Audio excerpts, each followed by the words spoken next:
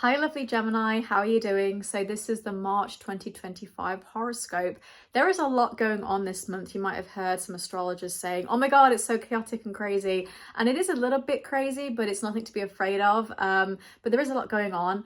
I will mention that there's certain transits that are really important, but I want to give them the time and space they deserve, such as Neptune ingressing into Aries on March the 30th. This is very important for us as a global collective. So I'll be doing a separate video about Neptune in Aries, but also Neptune as a planet as well. So if I only touch on it, please forgive me, but I don't want to spend too long talking about it. So let's kick it off for you, Gemini. The 1st of March, we have a Venus retrograde in Aries in your 11th house. So this is a Venus retrograde where you are reevaluating your relationships in a very sort of transformative way. And I say that because Aries is really transforming this year. It's really giving us the energy to do tangible actions. So you're thinking about your friendships, your social community, and also your networking contacts for career as well. And you are thinking about what you really deserve as well. So for example, with friends, if your friends are not making you a priority, you might be thinking, why am I keeping them around, for example? You could also be feeling like you are giving too much of yourself to other people and they're not giving enough back.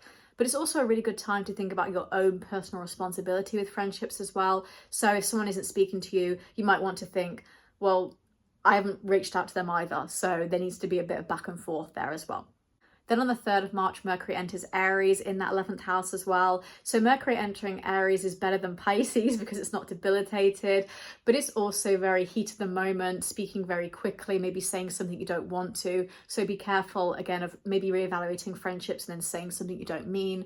Always take the time and space to sit back and say, is this going to upset somebody? Or am I just doing this because I need to get it off my chest and I'm not thinking about the consequences of it? Then on the 14th to 28th, we have a Mercury retrograde in Aries. So obviously when we have a Mercury retrograde, we have miscommunication issues. We have issues with traveling, things are slow, things are delayed. And with Aries, that can make us even more angry because when delays happen and Aries is there, it's like, no, because Aries wants to move forward. And when there's a delay, it's like, I'm going to punch through the wall then.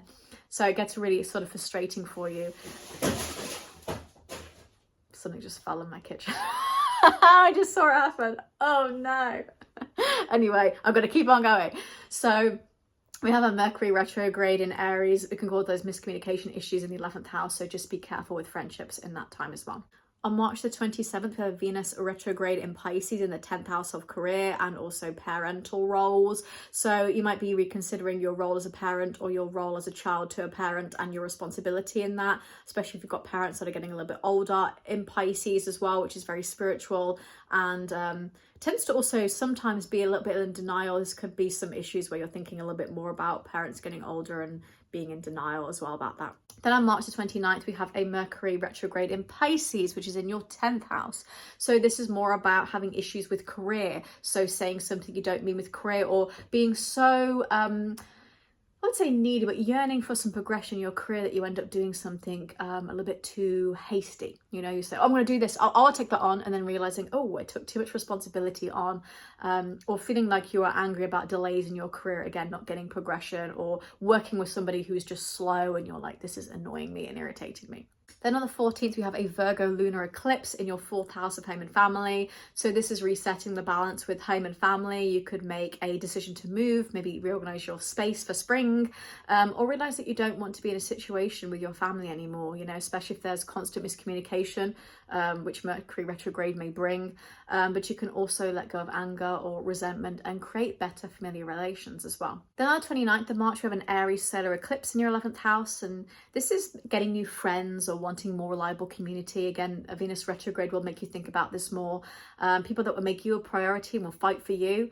And because of that Venus retrograde, you know, you're likely going to be reconsidering these commitments all month. And then the strong Pisces energy of the 10th house of career, you could also be seeking out those new networking opportunities to advance your career as well. And then on the 30th of March, Neptune will ingress into Aries in the 11th house for you. So Neptune is the planet of spirituality.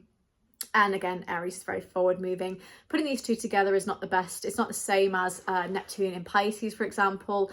but it will give you a little bit more of a boost when it comes to seeking out friends that are meant for you, that are going to make you a priority, and again, that will fight for you. That person's going to fight for you. They're going to make you number one, and so you're going to be seeking that out as well. And of course, Neptune is very larger than life and kind of expands things, so you might be thinking about actually having a larger friendship group as well. So overall, Gemini, this is quite an interesting month for you. Jupiter is still also in Gemini in your first house of self as well, so that's giving you a bit of luck and expansion too.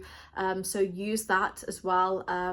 But generally, this is quite a jam-packed month. I don't think it's a bad month by any means. I think people keep saying, oh, it's so terrible.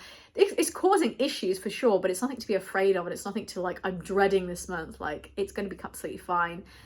You have a lot of energy in the 11th and 10th house, so you're focusing more on your career and your networking opportunities this month as well. So hopefully you enjoyed that, and I'll move on to Cancer.